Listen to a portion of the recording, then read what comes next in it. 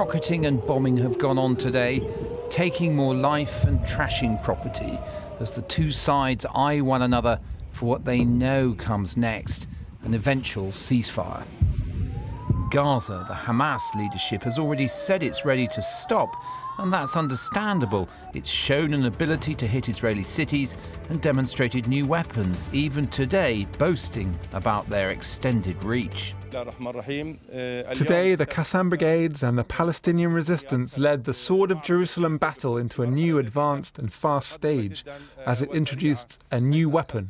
This means that the entire Zionist entity with all its airports and institutions is now within reach of the resistance missiles. The question now is what the Israeli Prime Minister wants in the way of military results before halting his country's strikes. For Israel, ending it soon would be preferable. There is not much for Israel to gain in this besides degrading the capabilities of Hamas. And so it may be that in short order, in just a matter of days, we will see the Israelis trying to stop this. But just those days, of course, could include many casualties on both sides and a lot of devastation, especially in the Gaza Strip. And while the killing continues, intercommunal tensions are boiling over in ways that alarm many Israelis. Jews and Arabs attacking one another in towns inside the recognised boundaries of Israel. Tensions may have lain dormant for years, but this underlines the need for some fresh diplomacy. If the recent violence on Israeli streets and in occupied East Jerusalem highlights the unfinished nature of past peace-building efforts, it also speaks to the need for outside mediation, if only to contain the current crisis. Egypt has sent envoys to both the Palestinians and to the Israelis to try to see how this can be de-escalated. But I think the problem is not limited to de-escalation. I think we should be looking at the roots of why this happened and how to deal with the situation after we are successful in de-escalating. It's not that America has completely ignored peacemaking in recent years. President Trump attempted his deal of the century, but it was stillborn, and the Palestinians never regarded him as an honest broker. So what chance a new peace process?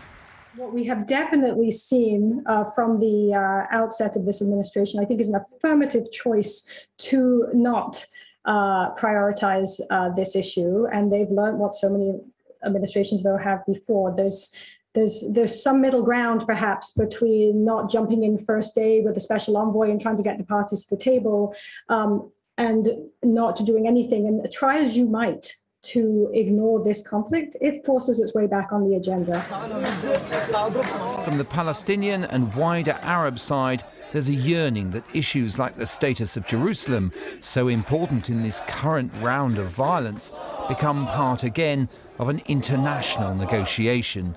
But Israel has only rarely been willing to even countenance that discussion, and its current government, after 4 elections in quick succession, is in crisis. That Israel is unable to form a government for the last 2 years or so, and they have conducted 4 elections, and probably the 5th may be on the doorstep.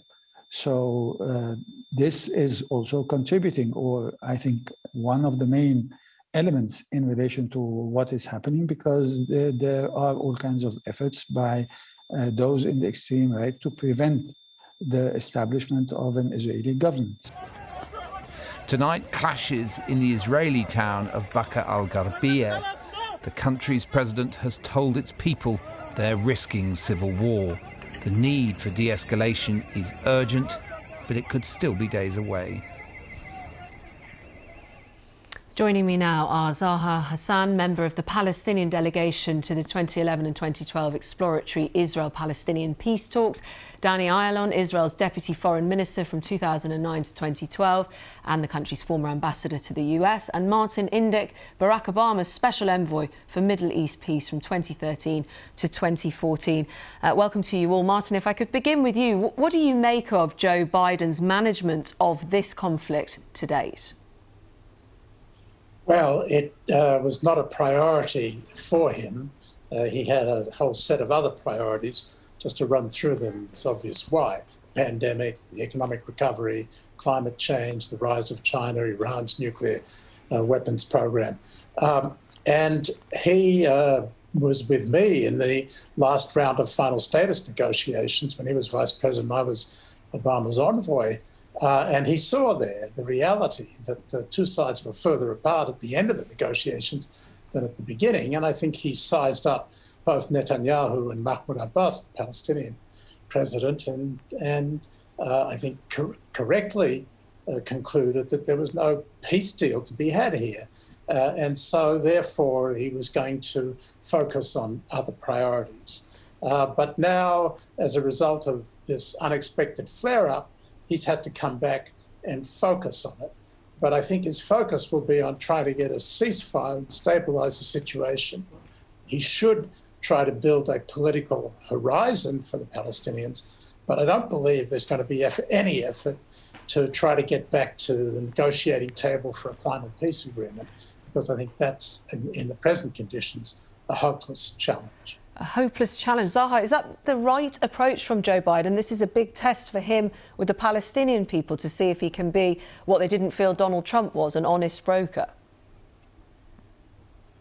Definitely, the Biden administration wants to be disengaged from Israel-Palestine peacemaking, and it's absolutely correct. There's not much that can be done in terms of getting the parties back to the negotiating table to negotiate what. The situation is, we need to remind ourselves, an occupation between Israel, the occupying power, and the Palestinian people who are occupied. It's an asymmetrical relationship. The Palestinians have very little power over Israel and very little leverage. So that's why international engagement and the engagement of the U.S., who has a very special relationship with Israel and has quite a bit of influence over its ally.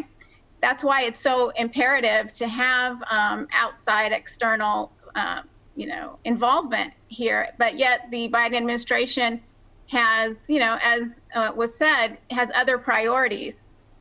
Yet it's very much implicated in terms of Israel's, security assistance that it provides Israel. It's implicated to the extent that it is engaging in multilateral mechanisms to provide political cover for Israel. It's engaged in terms of seeking out further Arab normalization agreements to legitimate Israel's presence in the Middle East.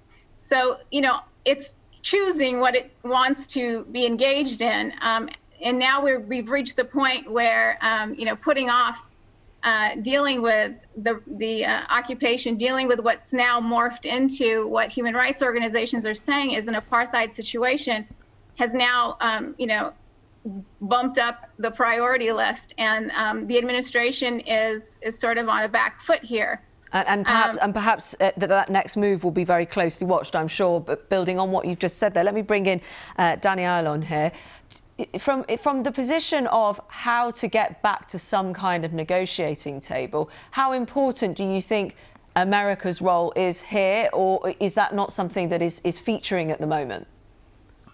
Well, I'm afraid there is a unanimity here in our panel that the United States does not want to be engaged in the Middle East at all, and particularly not with the Israeli-Palestinian conflict. And I think Biden has been so experienced, 40 years of watching diplomacy from this vantage point of the Capitol building, and then, of course, the White House, 8 years of Vice President of Obama, and also witnessing at least 4 administrations of 4 different presidents who have tried and failed.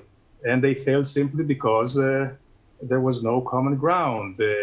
I would say that, if you look honestly, Israel has put forth very generous plans, great painful concessions, but to no avail. So Biden, understanding that, doesn't want to spend or waste any political capital or prestige. Now, if you look at it strategically, the United States does not have too much interest in the Middle East anymore because of its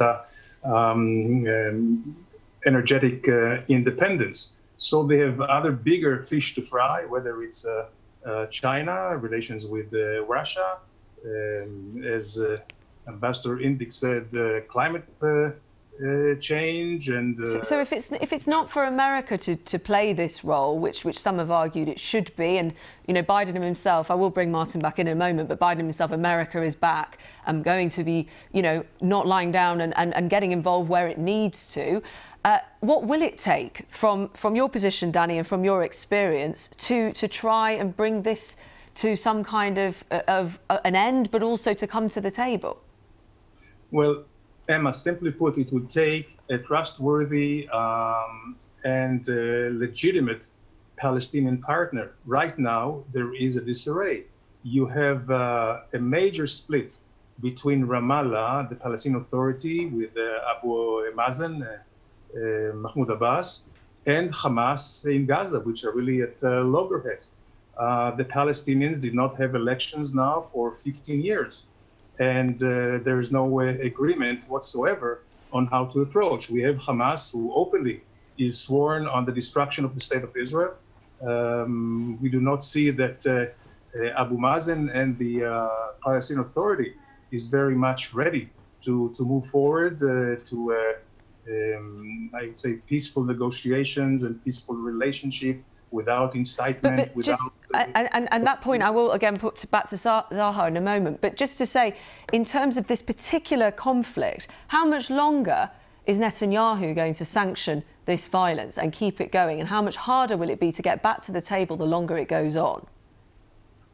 Well, it does not really depend on Netanyahu nor on an American president. It has to be the two sides to agree. I do not blame American diplomacy. I think it's very competent, but the American cannot want or desire peace more than the parties themselves. So the United States can offer some sort of safety net, whether it's political, strategic, economic, but not more than that. OK, let me go back to Zaha, though. The point there being raised is around who would be around the table representing Palestinian civilians, should that table be reached. What is your view of that and your answer as to who would advocate for Palestinians?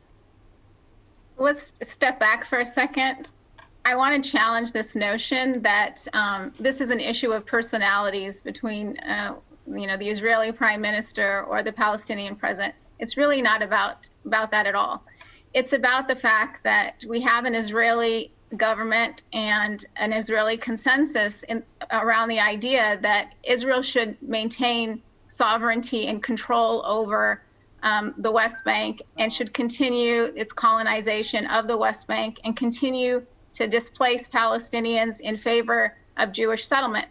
That's why we are here at this moment that we're in, because of what happened in Jerusalem and how very vividly that point was made in terms of the Sheikh Jarrah forced displacement. There you had families that had been displaced from 1948 and were living in this part of East Jerusalem, occupied East Jerusalem, and they were being forced out by the Israeli government in favor of settlers because of this Israeli desire to ensure a Jewish majority a decisive Jewish majority inside Jerusalem and by extension the rest of the West Bank. This is the heart of the matter. The heart of the matter is the continuing Nakba that Palestinians are facing. This is the dispossession of Palestinians from 1948 that saw 3/4 of the Palestinian population removed from their homes. And it's continuing today. It's continuing in places like Jerusalem. And that is where this whole situation began. And that's where it's continuing. And until we address that root cause, there is no negotiating table. Why should Israel come to a negotiating table? They know exactly what they want, and there's nobody to stop them. And that's why having international... Let me bring in... Sorry, well, I did ask you a slightly different question, but I get the point around the negotiating table. Danny, you're shaking your head there. Yeah, well, I would take to task what Ms. Hassan said, because Israel has been, as I mentioned, generous. 2,000 Camp David. I was there, I believe Ambassador Indyk was there. Ehud Barak, then the Prime Minister, put forward a very, very painful concession from Israel, including the division of Jerusalem. Settlements are not the issues. Also, he was ready to pull out most of the settlements, but at that time, Arafat refused. I think there is a testimony by then President Clinton, who put the blame squarely on Arafat and the Palestinian delegation at the time. And then it was a repeat in 2007, 2008 in Annapolis. Another prime minister, which was Ehud at the time, with Abu Mazen at this time, also made the same offer and even further concessions. And again, Abu Mazen just bolted. I know we could keep going with how these things had played out along the way, but I'm very keen to go back to Martin here. And it sort of does bring it together in some ways that we're going back over even what the terms are here. Do you have any hope at all of there being a table to get back to, having even heard how we've talked about this evening? Well, I think it's looking at the wrong issue at this moment. All of those things are important. Each side has their own narrative about who's to blame and what the core issues are. But at the moment, there's a hot conflict going on between Israel and Hamas. And Hamas doesn't want to be at the negotiating table. It doesn't believe in a two-state solution. It believes in a one-state solution, which involves the elimination of Israel. And so the question is not how do we get back to the negotiating table and make peace. The question is how do we end the fighting, and how do we do it in a way that opens up a political horizon for the Palestinians, a path that can lead over time through small incremental steps that rebuild confidence and trust of both sides in the intentions of the other, so that eventually we can get to the negotiating table. But that's so far from prospect at the moment that we really need to be focused on things that are more immediate and more realistic. Thank you very much.